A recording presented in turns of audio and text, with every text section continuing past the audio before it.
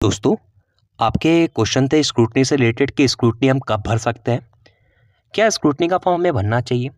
तो इसके सॉल्यूशन मैं सारा आपको दे देता हूँ। देखिए, स्क्रूटनी आप कब भर सकते हो। जैसे कि एग्जांपल मानते हैं कि सेमेस्टर वाइज एग्ज़ाम हो रहे हैं, आपने जून के टाइम पे फॉर्म भरा और उसका जो एग्ज़ाम है वह कब होगा, वह मान लीजिए शीतकाल में जाकर जनवरी फरवरी के टाइम पे एग्ज़ाम होता है। जनवरी फरवरी के टाइम पे एग्ज़ाम होगा और उसका रिजल्ट जो आएगा वो मई तक आएगा। ठीक है, मई तक रिजल्ट आएगा।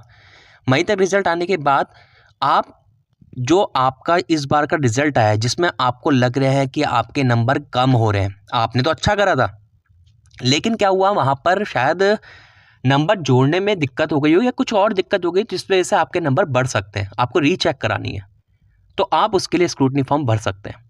सिर्फ उसी के लिए भर सकते हैं जिसका आपका रिजल्ट आया है, इससे पहले वाले का नहीं भर सकते। क्यों? क्योंकि स्क्रूटनी में आपको मैक्सिमम टाइम मिलता है 6 मंथ का, कि 6 मंथ के अंदर आपको फॉर्म भरना होता है। और वो तभी होता है जैसा आपने रिजल्ट जो आया है, रिजल्ट आने के बाद स्क्रूटनी का फॉर्म आता है। जब सारे रिजल्ट आ जाते हैं उसके बाद स्क्रूटनी का फॉर्म आता है, और स्क्रूटनी का फॉर्म आते ही फिर आपको उस रिजल्ट के लिए भरना होता है।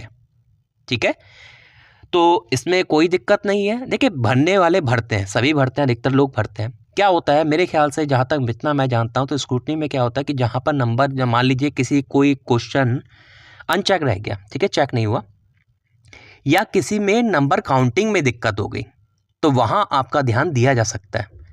मेरे को नहीं लगता कि ऐसे में कि यहाँ पर 10 में से 8, 10 में से 5 नंबर दिए गए हैं तो वहाँ बढ़ा दिए जाएंगे, मुझे ऐसा नहीं लगता। सिर्फ आपके नंबर की काउंटिंग होगी या कोई क्वेश्चन अनचेक रह गया होगा तो उसे चेक कर दिया जाएगा, इतना स्क्रूटनी में हो सकता है। तो आप समझ गए होंगे कि स्क्रूटनी आपको भरना चाहिए, नहीं भरना चाहिए। ठीक है, इसके फॉर्म कब आते हैं, जब सारे रिजल्ट कंप्लीट हो जाता है तो उसके बाद ऑनलाइन आपको दिख जाता है। ठीक है, तो ऑनलाइन आप भर सकते हो।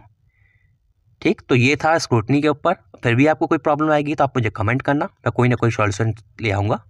बाकी अगर आपको इन्फॉर्मेशन अच्छी लगी हो तो चैनल को सब्सक्राइब जरूर कीजिएगा। Thank you.